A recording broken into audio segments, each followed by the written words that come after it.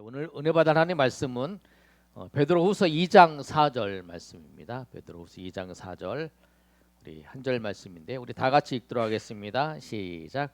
하나님이 범죄한 천사들을 용서하지 아니하시고 지옥에 던져 어두운 구덩이에 두어 심판 때까지 지키게 하셨으니 아멘. 사단 마귀 귀신은 어떠한 존재인가?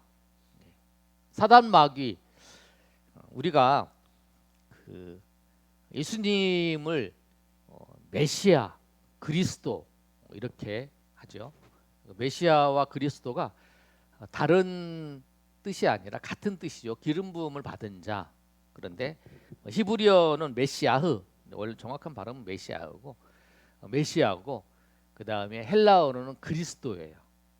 그것처럼 사단도 사단은 타락한 천사장이 이제 사단인데 타락한 천사를 히브리어로 말할 때는 그거를 사단이라고 얘기해요. 사다노스 히브리어로 사단이라고 얘기하고 그 다음에 마귀는 헬라어로 똑같은 것을 헬라어로 마귀라고 하는 거예요. 디아블로스라 그러죠. 그래서 그 단어는 그래서 사탄 마귀는 가로쳐 놓고 이렇게 하는 거예요. 보통 사탄 마귀, 그러니까 사탄이라고 말하기도 하고 마귀라고도 말하고 하고 혼용해서 쓰는 거예요. 우리가 뭐 예수님을 메시아라고 우리가 하기도 하고 그다음에 예수님 그리스도라고 하잖아요. 신약과 구약의 이제 헬라어와 히브리어의 차이죠. 그 차이예요. 그처럼 사단도 사단이라고 하기도 하고 마귀라고도 하는 거예요. 마귀는 아까 말씀드린 것처럼 헬라어로 마귀라고도 하고 그다음에 사단은 이제 히브리어로 사단이라고 그래요. 그래서 보시는 것처럼 사단 그리고 가로치고 마귀 이렇게 표시해 놓은 거예요. 자, 그러면 사람들이 이제 사단, 마귀, 귀신 이렇게 얘기를 하는데 예전에 우리 지금도 있지만 귀신놈이라 그래갖고 감기에 걸려도 귀신이다 막 이렇게 사람들 뭐 너무 막 모든 것을 다 귀신이라고 막 이렇게 얘기를 하는 거는 그렇게 해도 안 되고 또 지금 이 세상에 사탄이 어디 있고 귀신이 어디 있어 이렇게도 안 되고 우리가 잘 중립을 지켜야 돼요. 그런데 보이지 않는 우리에게 나타나는 모든 현상과 죄악은 뒤에 사단이 다 역사하고 있는 거예요. 그걸 꼭 기억하셔야 돼요. 사단이 아까 오전에 말씀한 것처럼 사단의 두 가지 전략을 교회에 두 가지 전략을 외부의 핍박을 통해서 성도들을 신앙을 무너뜨리는 경우도 있고 또 내부에서 그 이단들이나 그런 잘못된 지도자를 통해서 유혹을 받아서 그렇게 해서 이제 무너지는 경우도 있고 그게 뭐냐면 다 사단이 그렇게 하는 거예요. 오늘 사단에 대해서 사람들이 있다 없다 막 이렇게 얘기하는 이제 안 믿는 사람들을 위한 전도하는 그 전도지니까 안 믿는 사람에 대해서 맞게 이해하기 위해서 써놓은 거예요. 자, 바이러스가 눈에 보이지 않지만 존재하는 것처럼 사단 마귀 귀신들이 있습니다. 한번 읽어볼까요? 시작. 사단 마귀 귀신이 있다는 사실을 어떻게 알 수 있을까? 그 사람들이 그러잖아요. 뭐 사단이 있고 뭐 귀신이 있고 마귀가 어디 있어? 여러분 그 TV에서 가끔 보면서 사람이 죽으면 귀신이 되는 거 그건 다 거짓말이에요. 사람이 죽어서 귀신이 되는 거 없어요. 뭐 한이 있어서 귀신이 되는 거 없어요. 그거 다 잘못된 성경에서는 그렇게 말씀 안 해요. 성경에서는 분명히 말씀해요. 성경에서는 사람이 죽으면 어디로 가죠? 천국 아니면 지옥에. 천국 아니면 지금 이제 성경의 정확한 표현으로는 사망과 음부에 하나님의 품에 있다가 그다음에 예수님이 부활하시고 부활하신 예수님께서 재림하실 때에 우리가 새 하늘과 새 땅에 들어가고 안 믿는 사람들은 사망과 울분에 있던 사람들은 다 불못에 던져지는 거. 사람이 죽으면 하나님의 품이 아니면 지금은 천국이라는 거죠. 천국이 아니면 지옥에 가 있는 거죠. 지옥에 사망과 음부에 있는 거기에 가 있는 거예요. 다 사람들을 속이기 위해서 다 그런 거예요. 무당이 뭐 누구 흉내 내고 이러는 거는 다 귀신이 다 속이는 거예요. 그 귀신이라는 거예요. 그 속이는 게 귀신의 역할이에요. 자, 근데 여기서 보시면 무당이나 점쟁이를 보면 알 수 있습니다. 멀쩡한 사람이 어느 날 원치 않아도 신이 내리면 전쟁이가 됩니다. 그 신이 바로 귀신입니다. 그래서 그 귀신, 그 귀신은 나중에 설명하겠지만 귀신은 2번에 설명을 할 거예요. 근데 그 귀신이 있다라는 거예요.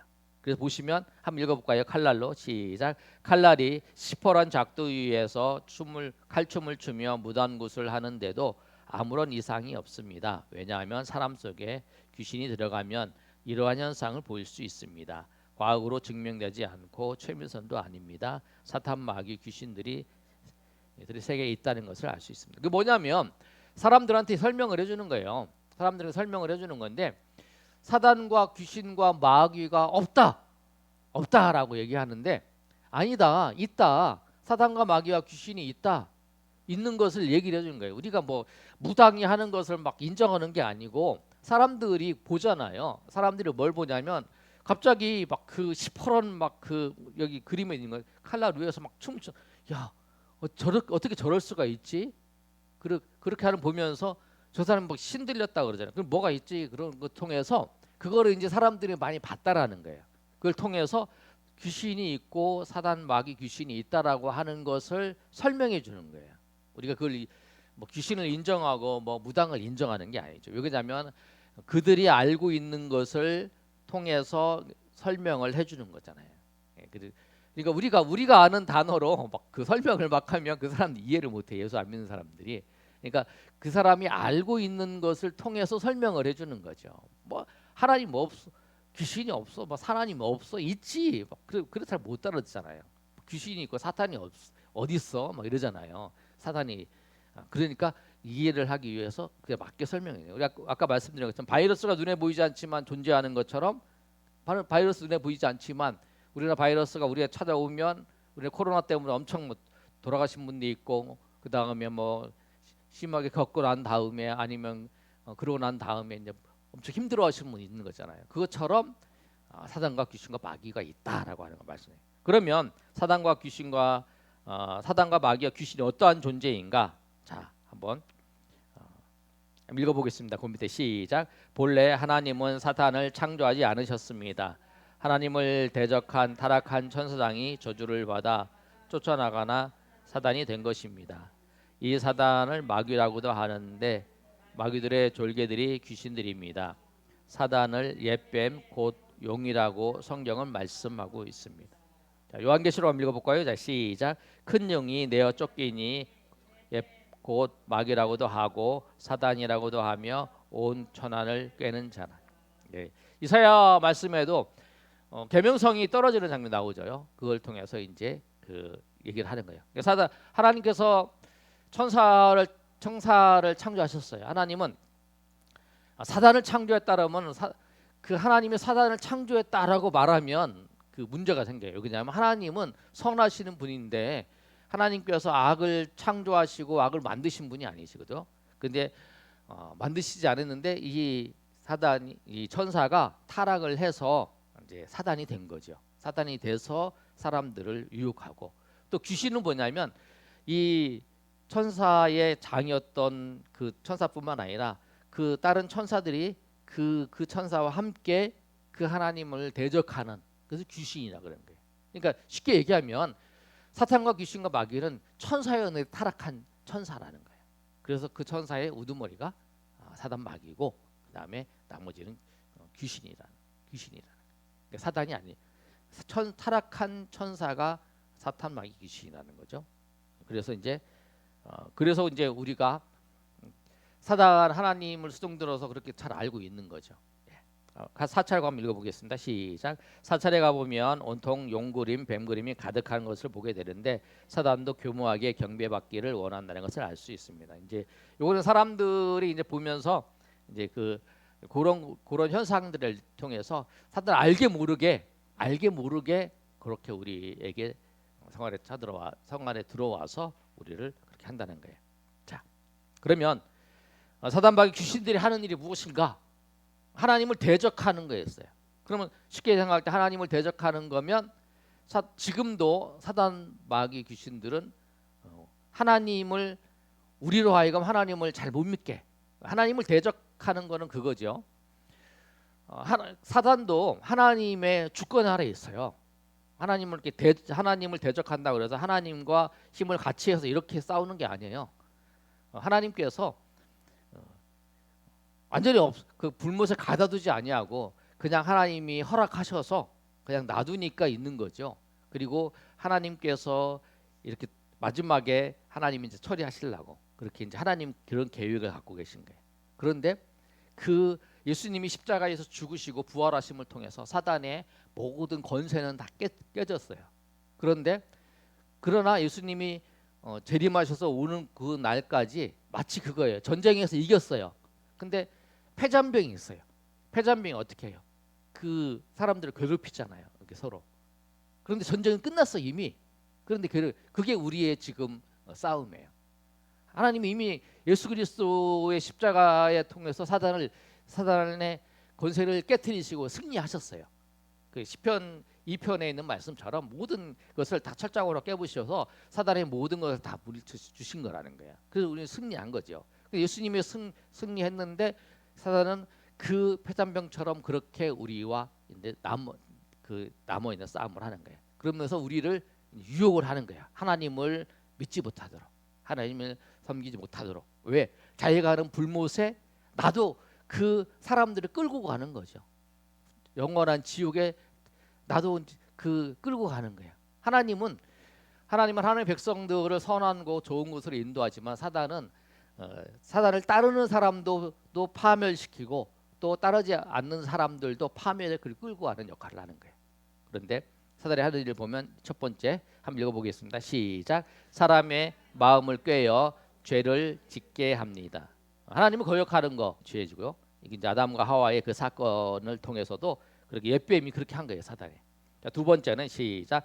대중문화를 통해 사람들의 생각에 죄를 짓도록 유도합니다. 직접 죄를 막 짓게 만들지 않아요.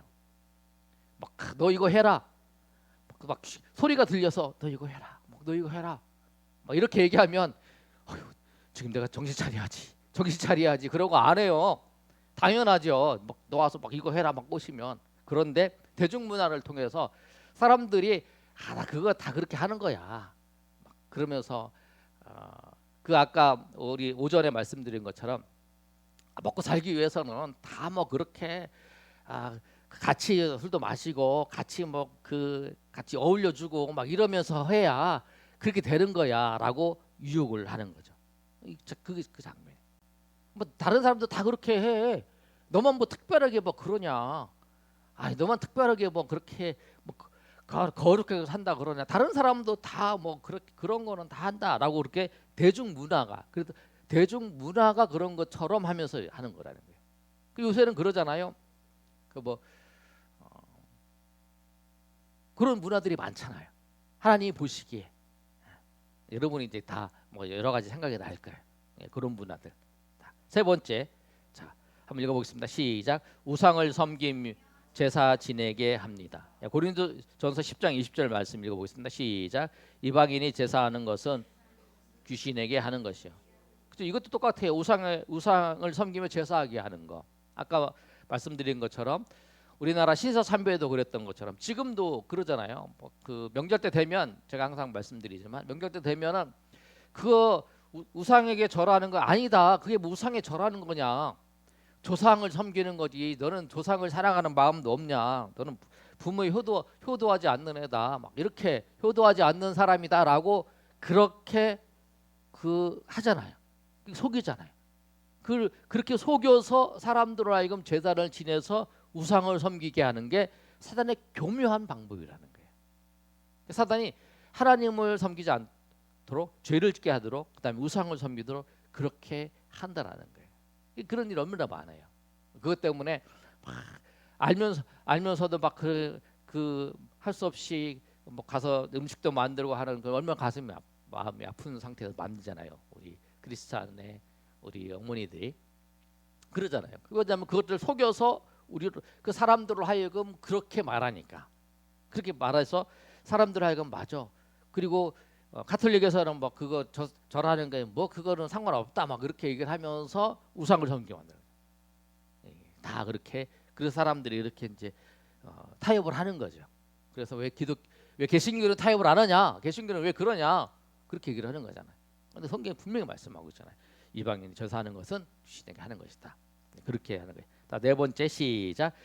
귀신이 사람 속에 들어오면 병들기도 하고 미치기도 합니다. 그거는 이제 실질적으로 이렇게 많은 경우에 있지만 많지는 않죠. 보통 이제 그래도 귀신 들리는 사람들 있잖아요. 정신병과 귀신 들리는 거를 참 구별하기 어렵지만 그런 것도 있고 뭐 그런 경우 있잖아요. 성경에 보면 예수님께서 귀신 들린 자를 쫓아내시고 또 귀신 때문에 병들는 것들이 쫓아내시는 경우도 있잖아요.